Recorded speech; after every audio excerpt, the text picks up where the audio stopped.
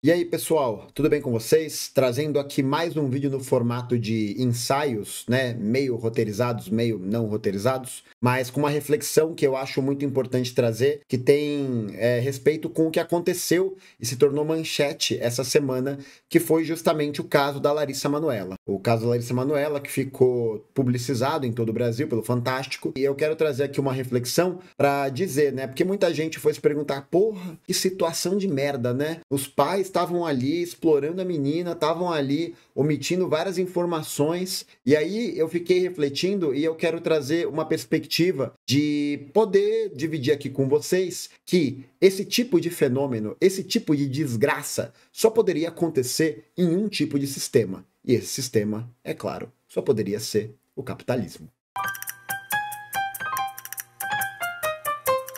Para fazer aqui um briefing, né, usando aqui uma terminologia bastante Faria Limer, quem que é a Larissa Manoela, né? Larissa Manoela, para quem não sabe, é uma artista que trabalha na mídia, na televisão há muitos anos. Ela trabalha desde os 4 anos, fez carrossel, gravou vários discos, já fez novela, fez filme. Ela tem uma legião de fãs e um trabalho que é reconhecido não só nacionalmente, como também internacionalmente. Várias marcas patrocinam ela. Enfim, ela é muito famosa e ela tem um trabalho que é foda, muito bom.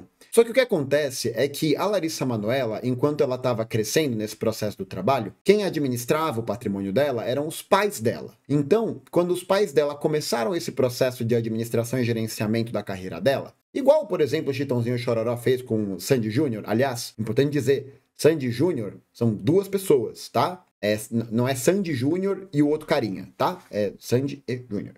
E aí o que acontece é que os pais da Larissa Manoela, eles abriram uma empresa para poder colocar o patrimônio que a filha vinha acumulando nesse tempo de trabalho. E aí a Larissa Manoela revelou, nas entrevistas mais recentes do Fantástico, nos programas das últimas 2 semanas, que os pais dela vinham basicamente mentindo para ela e omitindo uma série de informações e revelando uma relação completamente abusiva e que vai ser marcada por uma violência de caráter patrimonial, moral e que muitas vezes até foi aos limites da violência física. Então, começaram a rolar umas histórias bizarras, assim, umas coisas sinistras, de coisas do tipo que os pais dela abriram a empresa para administrar o patrimônio dela, e aí os pais falavam para ela que ela detinha 33% da sociedade da empresa, né? E aí era dividido por 3, inclusive ela é filha única, vale a pena ressaltar esse aspecto. E aí, na verdade, ela acabou descobrindo que o valor que ela tinha nessa sociedade, que foi criada para poder administrar o dinheiro dela, que ela conseguiu com o trabalho dela,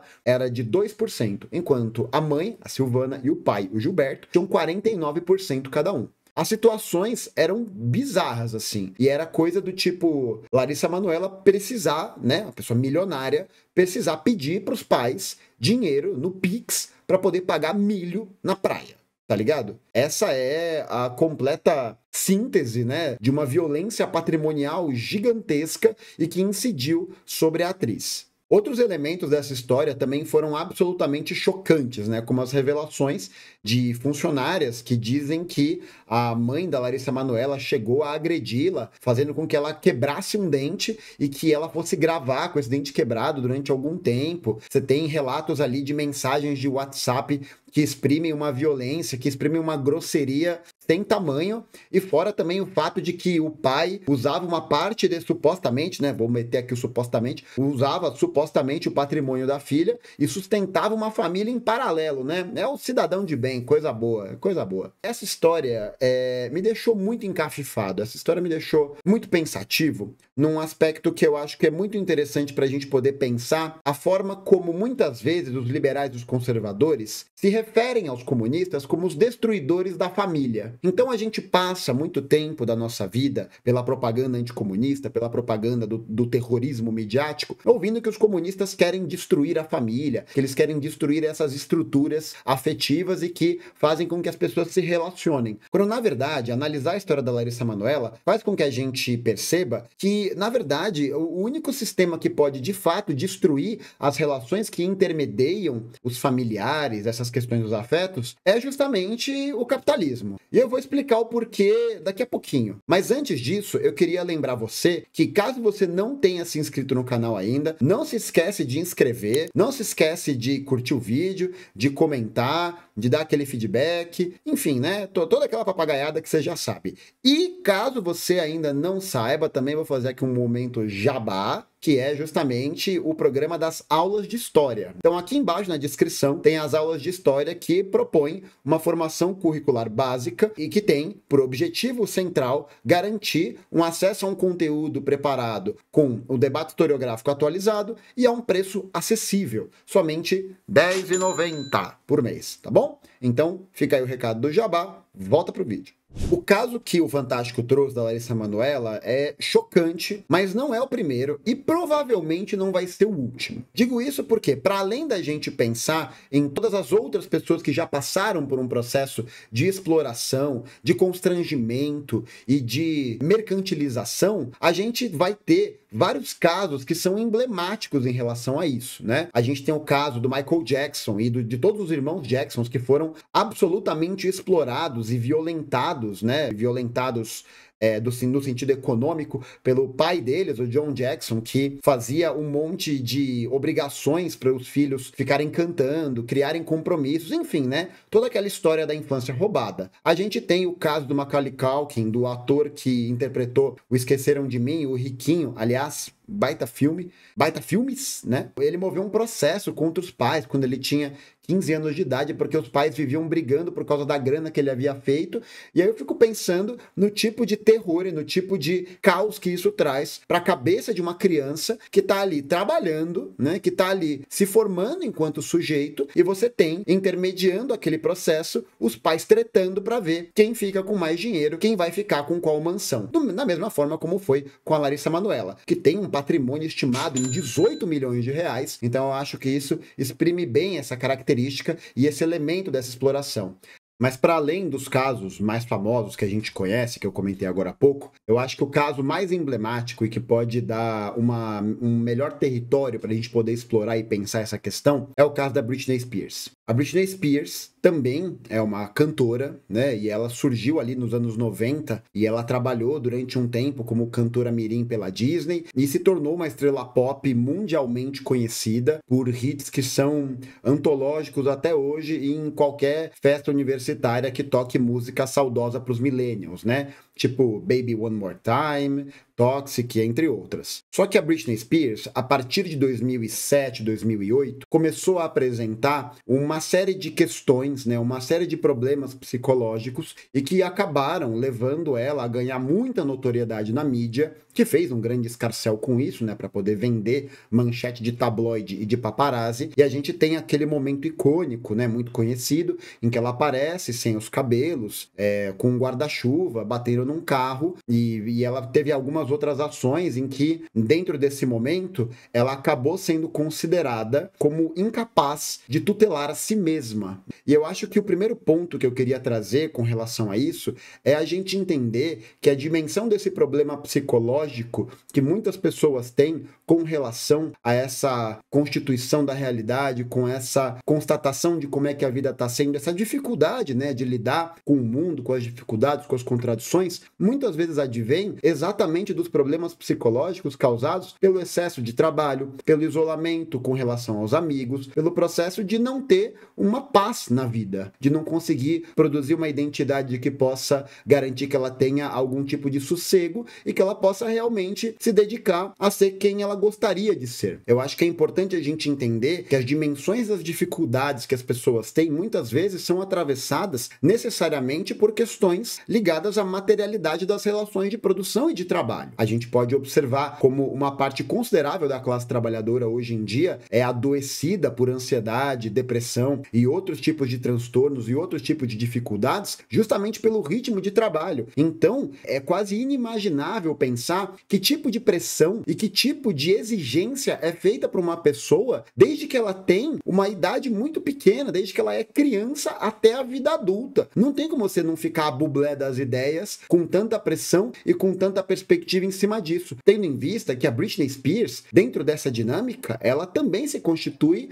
como uma membra da classe trabalhadora. Ela também se constitui como alguém que vende a sua força de trabalho, que vende o seu talento, que vende a sua veia artística e que gerou rios e rios e rios de dinheiro. Então, na indústria cultural, é fundamental que essas pessoas sejam extraídas ao máximo. É aquele meme da vaca leiteira totalmente seca e o cara dizendo lá do ladinho Good Morning Sunshine. Então, acho que a Britney Spears ela se tornou um caso emblemático porque ela simbolizou a quebra dessa pessoa a partir desse momento da exaustão. E aí a gente pode pensar muitas questões que levaram a esse processo, mas não é o objetivo aqui. E aí, a partir de 2007, 2008, depois dos eventos que vão ficar marcados, né, desse processo dela aparecer sem os cabelos, com um guarda-chuva, quebrando o carro e tal, o pai dela, o Jamie Spears, vai entrar com um processo para alegar que a Britney Spears não tinha mais capacidade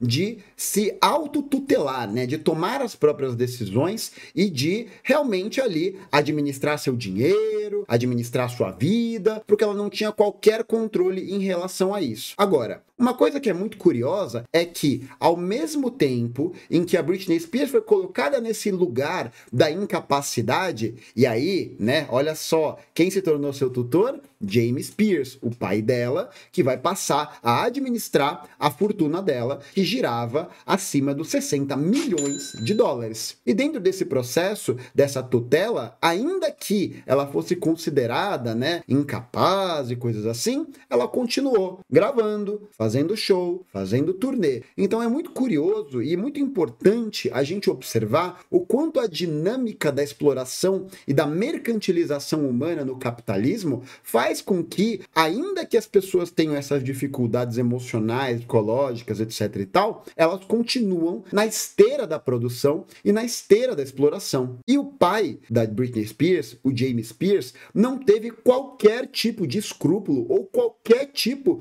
de ressalva para poder manter esse processo. E isso é uma evidência clara de como a dinâmica do capitalismo, que é essa dinâmica que mercantiliza a vida social e que mercantiliza o valor da vida humana, se sobrepõe às relações, ao bem-estar e à saúde como um todo. Inclusive, a Britney Spears sofreu ainda mais violências porque, para além dela ter sido colocada nesse lugar de louca, incapaz, e isso vai aprofundando esses problemas de alguma maneira, ela ainda teve colocado no seu útero um DIU, um método contraceptivo que foi feito contra sua vontade, já que ela tutelada, ela não decide mais essas coisas, ela teve esse método anticoncepcional colocado dentro do seu corpo e ela, durante muito tempo, não pôde sequer retirar, porque ela queria ter mais um filho com o próximo marido dela e ela não podia,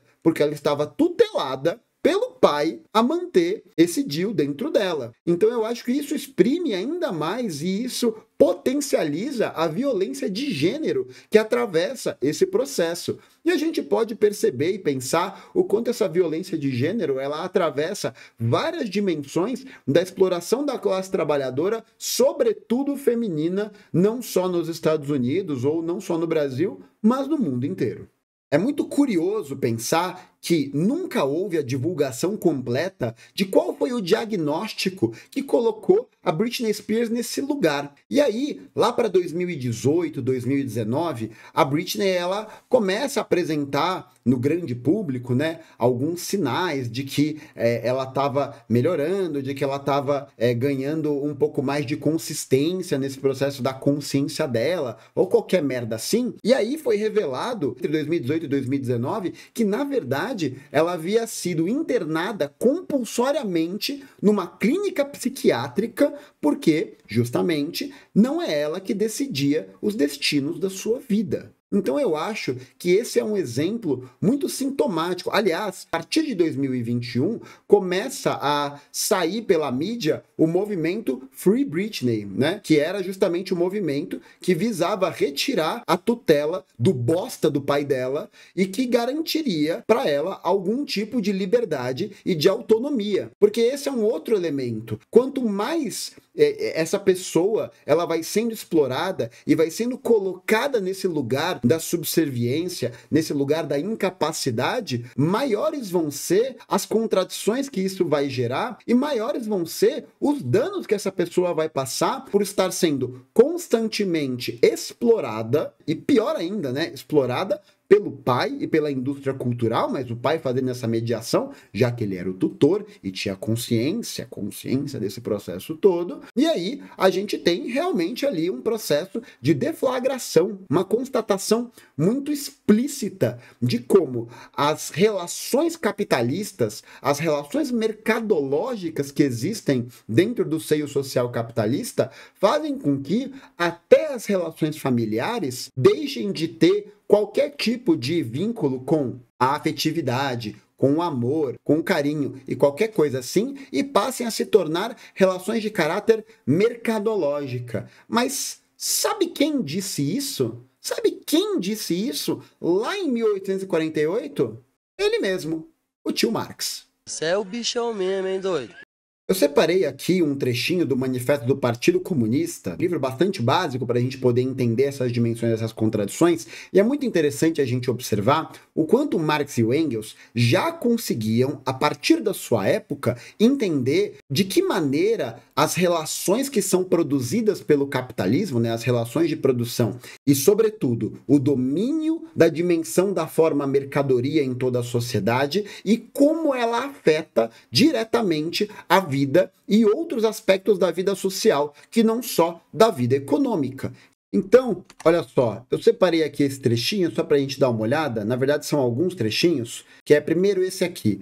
A burguesia arrancou à relação familiar o seu comovente véu sentimental e reduziu-a a uma pura relação de dinheiro, uma relação que tem como objetivo central a geração de lucro, ou seja, é encarar a família, encarar a sociedade como um mecanismo realizado e feito para gerar riqueza, para acumulação de um grupo muito pequeno de pessoas. Porque vale a pena aqui a gente pensar. Enquanto a Britney estava lá, sendo considerada incapaz, sendo considerada alguém, uma maluca, né? Uma pessoa louca, uma doente, e o pai dela embolsando o dinheiro que ela produzia com a venda dos discos, com as turnês, com os shows e tudo mais. Então, o ponto central que Marx e Engels vão pensar e analisar nos seus escritos, não só no manifesto, mas posteriormente, né? Vale aqui a gente indicar duas leituras que são fenomenais para analisar esse processo: A Origem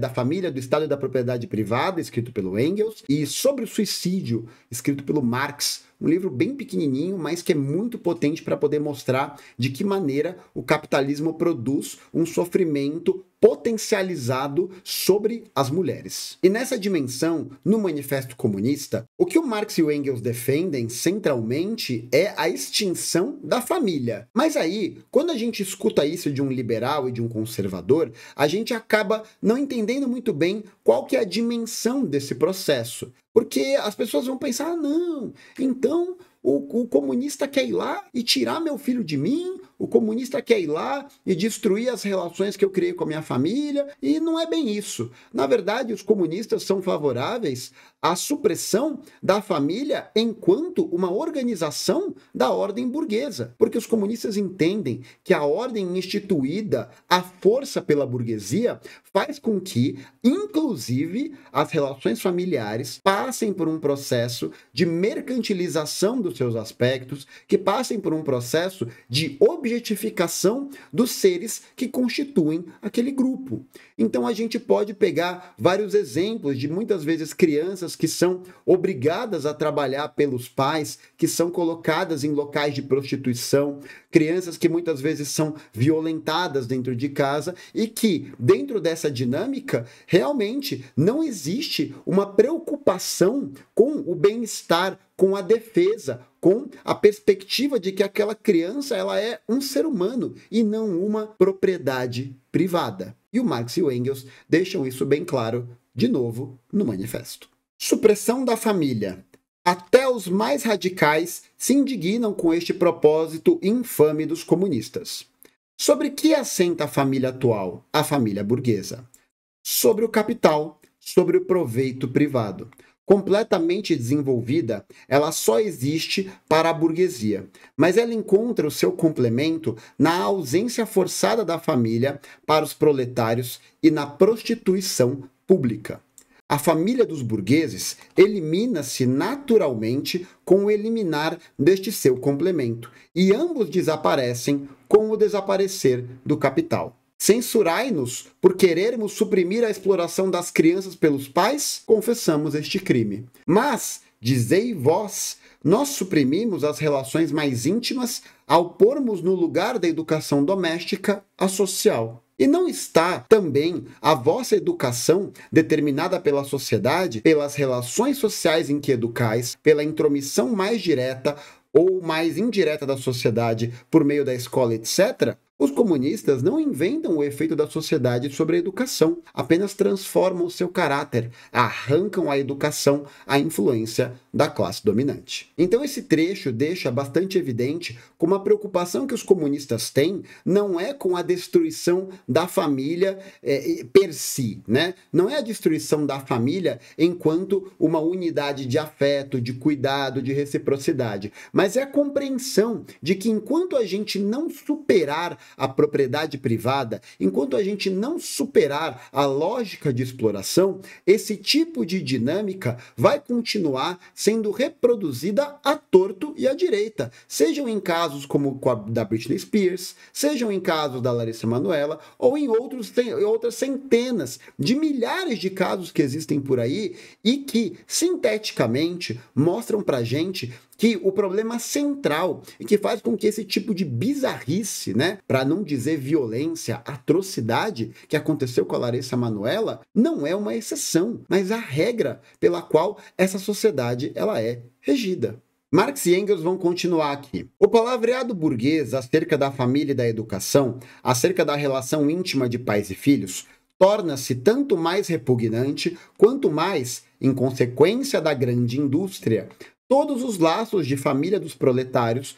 são rasgados e os seus filhos transformados em simples artigos de comércio e instrumentos de trabalho. Então isso aqui parece uma previsão do futuro? Parece, né? Por quê? Porque Marx e Engels já estão entendendo que a dimensão da mercantilização das relações sociais vai fazer, e a gente pode observar isso com a realidade, que a vida humana, que a vida familiar humana, ela tem um elemento de descartabilidade. Ou seja, se isso serve à indústria e à lucratividade, não interessa como é que está aquela criança, não interessa como é que está aquele filho, não interessa como é que está aquela filha. Aquela pessoa será massacrada, será completamente usurpada do seu direito de existência, porque ela estará sendo explorada em nome da lucratividade. E nesse caso, e é muito interessante a gente observar isso, como essa dimensão ela vai ganhar até a cabeça daqueles que são os progenitores, como foi o caso do Jamie Spears e como é o caso dos pais da Larissa Manoela. Para além disso, vale a pena também ressaltar que Marx e Engels não só estão questionando qual que é o papel histórico e social da família burguesa na sociedade em que a gente vive, mas também questionam qual que é o papel social e a posição que é ocupada pelas mulheres nessa sociedade. E aqui eles escrevem mais uma vez: mas vós, comunistas, quereis introduzir a comunidade das mulheres? Grita-nos toda a burguesia em coro. É basicamente os Red Pill aí chorando, né? Que, meu Deus, mulheres têm direitos, socorro, pobre de mim que sou um cabaço, né? E aqui ele continua. O burguês vê na mulher um mero instrumento de produção. ouve dizer que os instrumentos de produção devem ser explorados comunitariamente e, naturalmente, não pode pensar senão que a comunidade virá igualmente a ser o destino das mulheres. Não suspeita, aqui no caso o burguês, não suspeita que se trata precisamente de suprimir a posição das mulheres como meros instrumentos de produção.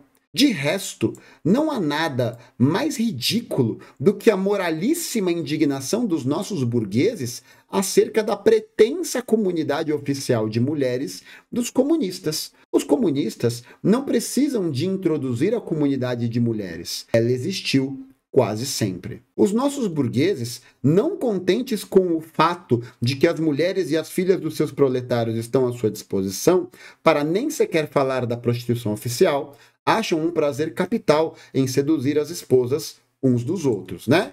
Vide aí, por exemplo, mais uma vez, o próprio caso, né? O suposto caso da família em paralelo que o pai da Larissa Manoela mantinha enquanto ele bebia das fontes do patrimônio que a filha dele rendia para ele.